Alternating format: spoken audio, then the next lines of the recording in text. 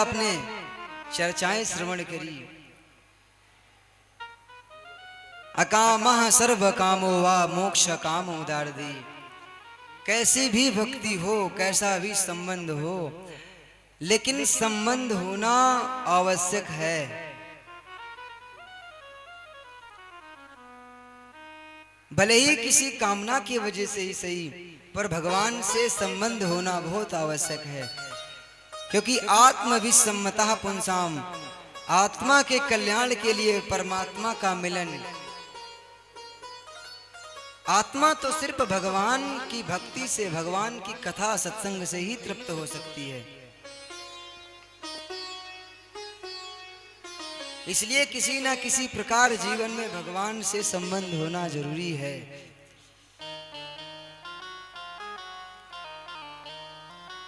महाराज श्री परीक्षित जी प्रश्न करते हैं सुखदेव जी से कि प्रभु, समहाप्रिय सुहृद ब्रह्मन् भूतानां भगवान स्वयं इंद्रस्यार्थे कथं दैति नवधीदुषमो यथा। परीक्षित जी महाराज प्रश्न करते हैं, बोले महाराज हमने सुन रखा है कि भगवान सिर्फ दैत्यों को महाराज मारते हैं, उनसे वैर करते हैं, और देवताओं का भगवान कल्याण करते हैं।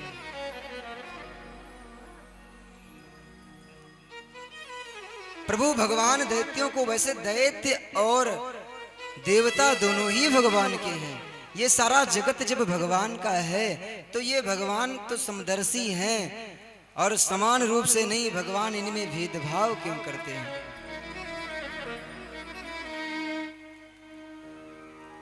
सुखदेव जी महाराज कहते हैं, राजन भगवान किसी से भी बैर नहीं करते। भगवान का कहना है कि तुम मुझे जिस भाव से पुकारोगे, जिस भाव से मेरा दर्शन करोगे, जैसा संबंध मेरे से रखोगे, उसी संबंध से मैं तुम्हें प्राप्त होऊंगा।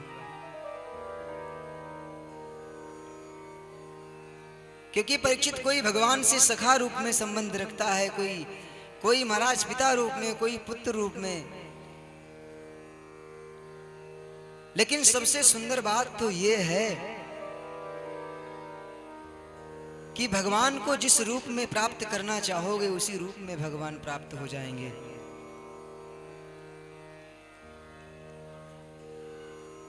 बोले प्रभु ऐसा कभी हुआ भी है? बोले हाँ, क्योंकि दैत्यों का स्वभाव है क्रूर। दैत्यों से अगर कहा जाए कि आप भजन करो, सत्संग करो, तो वो नहीं कर सकते, क्योंकि उनका स्वभाव है ऐसा।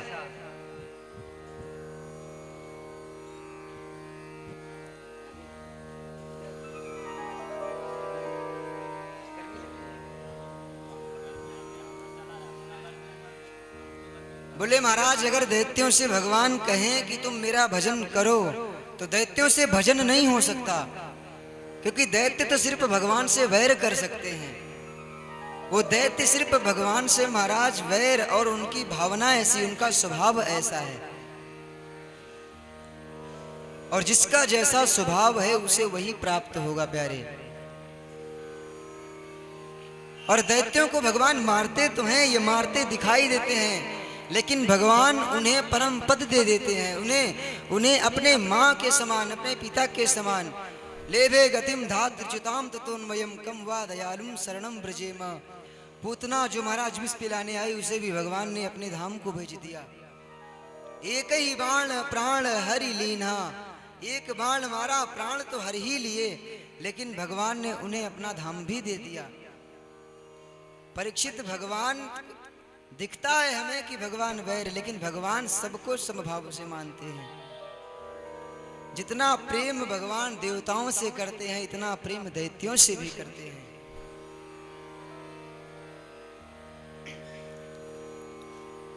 क्योंकि जब से महाराज हिरण्याक्ष को भगवान ने वध किया है, तब से हिरण्याक्ष का भाई हिरण्यकश्यपु भगवान का दुश्मन अर्थात शत्रु बन गया है। अब इसने विचार किया कि मैं इनसे बदला अवश्य लूंगा। तो ब्रह्मा जी को सर्वस्व मान करके महाराज तपस्या की। ब्रह्मा जी आए, वरदान मांगा, मुझे अमर बना दो। बोले नहीं, अमर तो नहीं बना सकते, लेकिन मांगना है और कुछ मांग लो, क्योंकि अमर तो हम भी नहीं हैं। इसने मांगना आरंभ कर दिया, महाराज ना अंदर मरूं न बाहर मरूं, न घर में मरूं न ऊपर मरूं न नीचे मरूं, न अस्त्र से न शस्त्र से, न आपकी बनाई हुई किसी भी सृष्टि से मेरी मृत्यु ना हो प्रभु। जैसा देवताओं का वैभव है, जैसा देवताओं की राज्य, जिस प्रकार देवताओं का महाराज वैभव वर्चस्व, ऐसा मेरा भी हो जाए। ब्रह्मा जी ने कहा तथास्तु जाओ, क्योंकि तुम्हारे जैसी तपस्या कोई भी नहीं करेगा।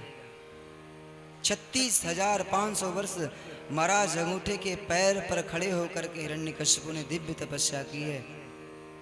पूरे इतिहास में ऐसी तपस्या किसी ने नहीं की।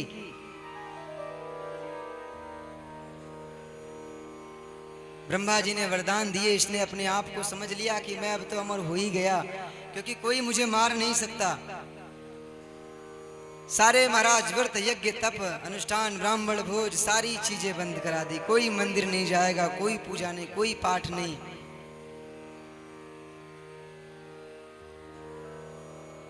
अब तो महाराज देवता परेशान होकर के भगवान के पास गए। भगवान ने कहा चिंता मत करो, समय आएगा सब सुधर जाएगा। और इस हिरण्यकश्यपु के 4 पुत्र हुए, आह्लाद, अनुराग, प्रहलाद और प्रहलाद। प्रहलाद सबसे छोटे पुत्र थे और प्रहलाद से बहुत ज्यादा प्रेम था इसका।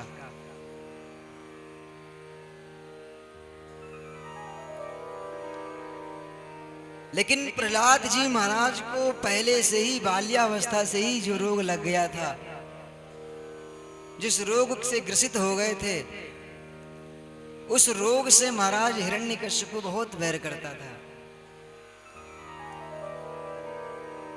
पुत्र को जब महाराज विद्या अध्ययन योग्य समझ करके महाराज संडामर्क जी के पास विद्या अध्ययन के लिए भेजा, जहां पर सिर्फ और सिर्फ महाराज चोर कपट लूट की विद्याएं सिखाई जाती हैं, ऐसे विद्यालय में महाराज प्रहलाद जी को भेजा है। एक दिन की बात है कि महाराज प्रहलाद जी से मिलने के लिए महाराज हिरण्यकश्यपु गया। प्रहलाद जी को जैसे ही देखा, महाराज प्रहलाद जी दौड़ करके पिताजी को प्रणाम करते हैं। और जब प्रणाम किया तो गोद में बिठा करके पुत्र से पूछने लगे, बेटा सब कुछ कुशल तो है ना? आज तक तुमने अपने जीवन में क्या सीखा है? प्रहलाद जी बोले, पिताजी बहुत सुंदर बात सीखी है। कौन सी बात? तो प्रहलाद जी ने सुंदर बात को बताना आरंभ कर दिया।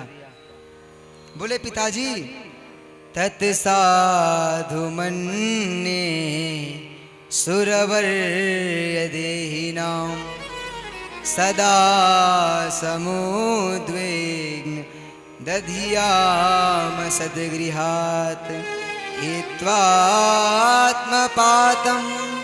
ग्रामन्धकूपं वनं गतो धरिमाश्रयेत।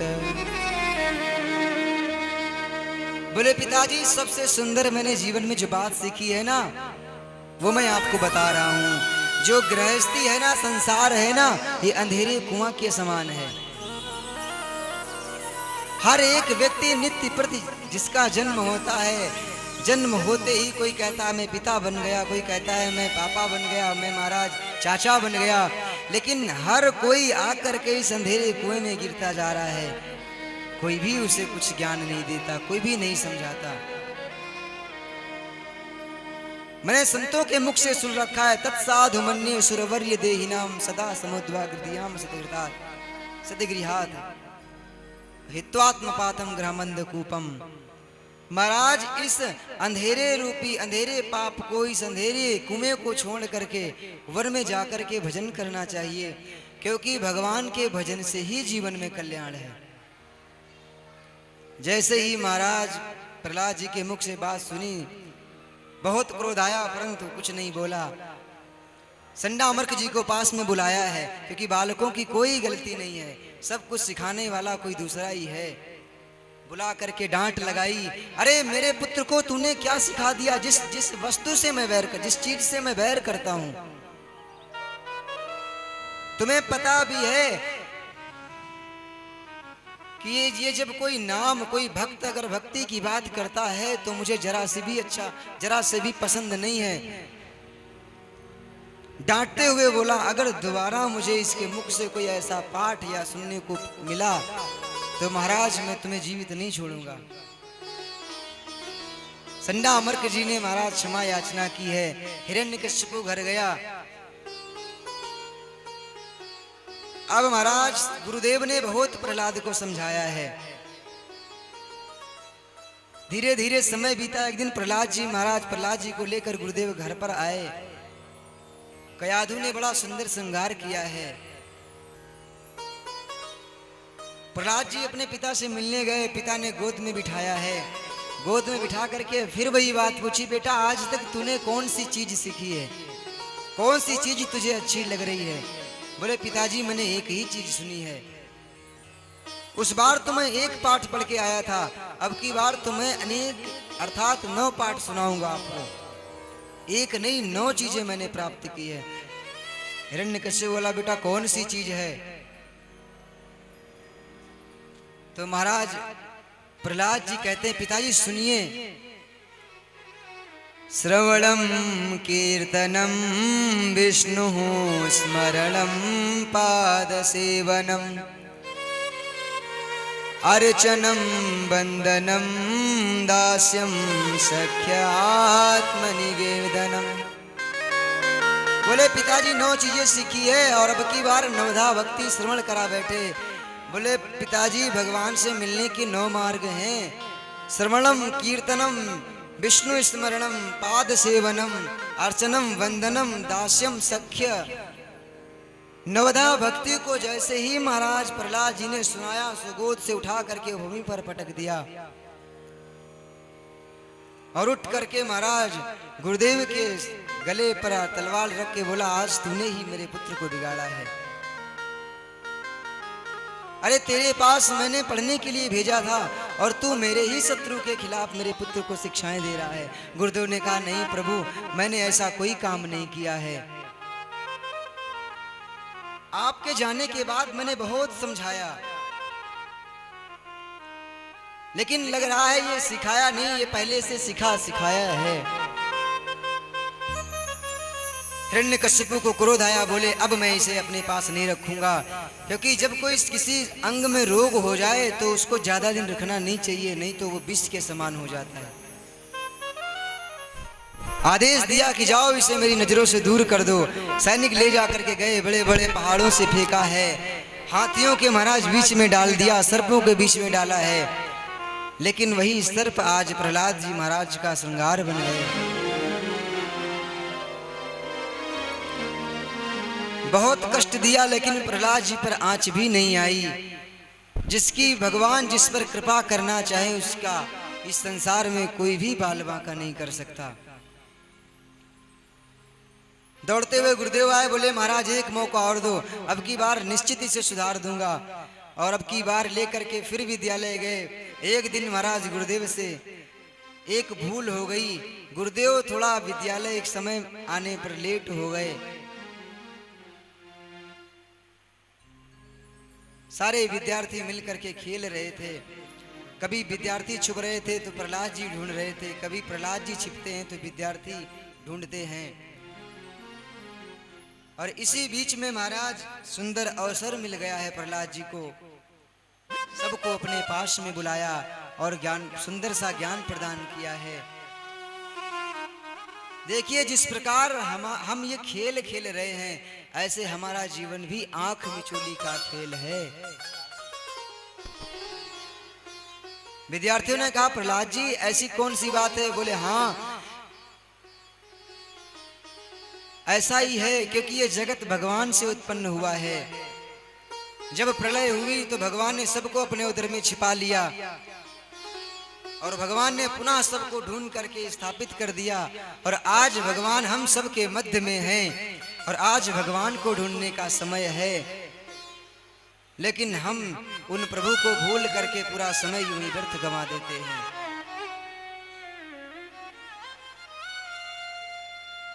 ये जीवन जो है भगवान की प्राप्ति के लिए मिला है। ये जीवन भगवान की कृपा प्राप्ति के लिए मिला है। जितना हो सके उतना भगवान का गुणानुवाद गाना चाहिए। अगर इस संसार में भगवान का भजन नहीं कर पाए तो सब व्यर्थ है। विद्यार्थियों ने कहा कि प्रहलाद जी, भजन करने की उम्र तो आगे आएगी, जब वृद्धावस्था आए 50-60 वर्ष के बाद भजन करना चाहिए। प्रहलाद जी महाराज कहने लगे, ऐसा क्या गारंटी कार्ड है आपके पास कि 50 वर्ष की आयु तुम्हारी है?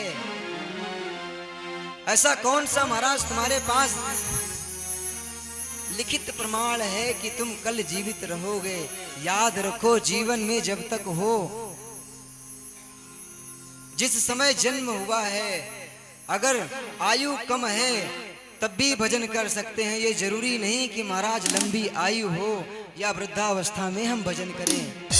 ओ ना सोना सोना सोना ना सोना काम आएगा ना चांदी आएगी। हो सज धज कर जिस दिन मौत की शहजादी आएगी, शहजादी आएगी। ना सोना काम आएगा ना चांदी आएगी।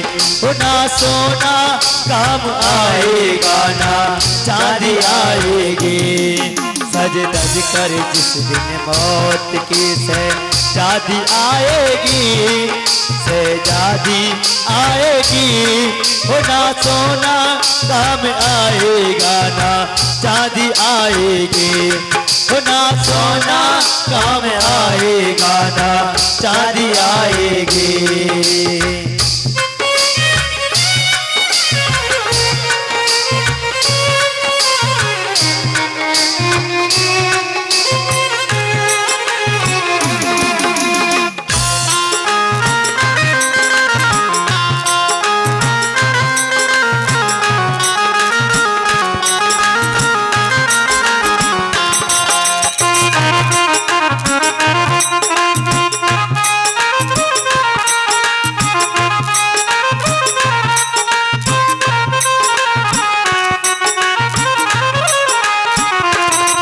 छोटा सा तू कितने बड़े अरमान है तेरे। छोटा सा तू कितने बड़े अरमान है तेरे।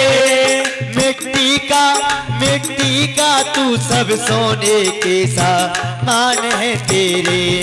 ओ मिट्टी का तू सब सोने के सामान है तेरे। प्यारो, ये मिट्टी की काया है, पानी में मिलेगी तो पानी में मिल जाएगी, अग्नि से जलेगी तो राख बन जाएगी, फिर भी मिट्टी वो रहेगी।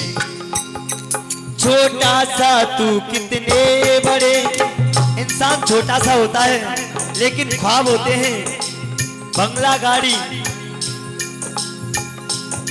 सोने चांदी, हीरे जवाहरात। घूमना हो, घूमने के लिए गाड़ी। छोटा सा तू कितने बड़े अरमान है तेरे। सोने के तू मिट्टी का तू सब सोने के सामान है तेरे। वो मिट्टी का तू सब सोने के सामान है तेरे। मिट्टी की काया मिट्टी में, ओ मिट्टी की काया मिट्टी में एक दिन मिल जाएगी, एक दिन मिल जाएगी। हो ना सोना काम आएगा ना चांदी आएगी। हो ना सोना काम आएगा ना चांदी आएगी।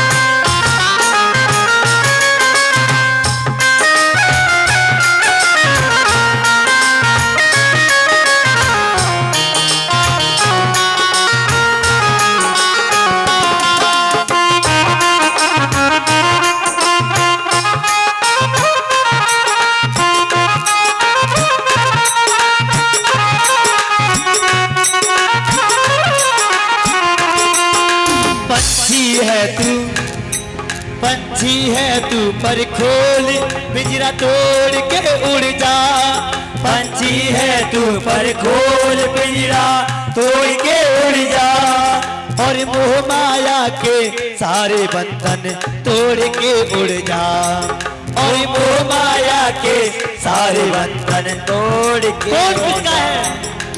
कोई किसी का नहीं है जग में। मतलब की है दुनिया, मतलब के रिश्ते नाते हैं। जब इंसान का खराब समय आता है, जब दिन गर जिसके आते हैं, हर शख्स बुराई देता है, हम दर्द नहीं कोई अपना दुनिया में दिखाई देता है। जब खराब समय आता है, सबसे खास होता है वो जिस पर भरोसा होता है। मतलब कि इस दुनिया में नहीं कोई किसी का होता है, मतलब कि इस दुनिया में नहीं कोई किसी का होता है, धोखा वही देता है जिस पर भरोसा होता है। जब दिन कर जिसके आते हैं, हर शख्स बुराई देता है, हम दर्द नहीं कोई अपना दुनिया में दिखाई देता है। माँ बाप निकम्मा कहते हैं और बहन भी आँख दिखाती है, भाई भी बुरा मुँह करते हैं, भाभियों को नफरत आती है। क्या है भाभियों का कौन सा हक है देवरों पे गुस्सा करना? क्या पाला पोसा भाभियों ने? नहीं ना। भाई भी बुरा मुँह करते हैं, भाभियों को नफरत आती है, बेटे भी बिगड़ते हैं बेहद, घरवाली जिकब चलाती है, अपने बेगाने हो जाते जब घर जिस रंग दिखाती, जब घर जिस रंग दिखाती है। समझ में आ रहे हैं ना शब्द सभी के में? ये होती है घर की कहानी। अब चलो घर से बाहर निकलते ही, इज्जत को करने वाले भी इज्जत उतारते फिरते हैं, ये सर को झुकाने वाले भी ये सर उतारते। बोलिए साथ में। भाई बंधु कुटुंब कबीले झूठे चक्के नाते हैं, दुनियादारी दिखलाने को बस मरकट तक जाते हैं साहब। कहते हैं आरती जाती है सामने होकर तो खड़े हो जाते हैं, खाली दिखावा है, कोई किसी का नहीं है। दुनियादारी दिखलाने को बस मरकट तक जाते हैं, ये होती है भाई बंधु। अब चलो रिश्तेदारों में। रिश्तेदार नमस्ते कहकर अपना पिंड छुड़ाते हैं, कहते हैं कि रिश्ता, क्या कहते हैं? अरे कौन किसका है? कहते हैं कि रिश्ता दूर का है, पानी तक नहीं पिलाते, पानी तक नहीं पिलाते। कोई रिश्ता नहीं है इससे हमारा। समय खराब है तो रिश्ते भी, अरे लाख कमाओ हीरे मोती, लेकिन अंत में प्यारे सबको पता है कफन में जेब नहीं होती। क्या लेके आता है और क्या लेके जाएगा? खाली जो कमाई है ठाकुर जी के नाम की यही साथ जाएगी और कुछ नहीं जाएगा। जो आपने दान पुण्य किया यही जाएगा। रिश्तेदार नमस्ते कहकर अपना पिंड छुड़ाते हैं, कहते हैं कि रिश्ता दूर का है, पानी तक नहीं पिलाते, पानी तक नहीं पिलाते। कुछ काम अधर्मी धर्म के कर, वरना पीछे पछताएगा, लाख बहाने करेगा लेकिन ढेर पड़ा रह जाएगा। क्या है जीवन में? कुछ नहीं है। जब अंत समय आएगा, जब कहेगा हमको भजन करना चाहिए था, प्रभु का नाम लेना चाहिए था, लेकिन नहीं लिया, इसलिए कहा है किसी ने भजन करो मस्त जवानी में, बुढ़ापा किसने देखा है? क्या पता, एक पल का नहीं पता। कुछ काम अधर्मी धर्म के कर, वरना पीछे पछताएगा, लाख बहाने करेगा, एक ढेर पड़ा रह जाएगा। क्यों सो बेसिक नींद अचानक मौत एक दिन आएगी, लाख बहाने करेगा लेकिन संग तुझे ले जाएगी। भाई बंधु कुटुंब कबीले मतलब के सारे, और काम नहीं कोई आएंगे ये, काम नहीं कुछ आएंगे ये, आएंगे प्यारे, और कोई नहीं कुछ काम तेरे, आएंगे प्यारे। क्या जाएगा? ये पाप की गठरी तेरे, ये पाप की गठरी बंद कर। जो हमने पाप किए हैं, आपको पता है हम कैसे कैसे पाप करते हैं। खाना बनाते हैं, छोटे छोटे जीव होते हैं जिनको हम नहीं देख पाते हैं, वो खाने में मिल जाते हैं, उनको ही हम खा लेते हैं। ये पाप है साहब। झाड़ते समय चेंटी ये मर जाती है, यही क्या है सब कुछ जिनको हमको पता नहीं वो भी हो जाते हैं। ये पाप की गठरी बंद कर, ये पाप की बतरी बंद कर, तेरे साथ जाएगी, तेरे साथ जाएगी। और ना सोना ना सोना सोना सोना ना सोना काम आएगा, ना चांदी आएगी। सज धज कर जिस दिन मौत की सहजादी आएगी, सहजादी आएगी। वो ना सोना काम आएगा, ना चांदी आएगी। वो ना सोना काम आएगा, ना चांदी आएगी। बोलो बांके बिहारी लाल की जय।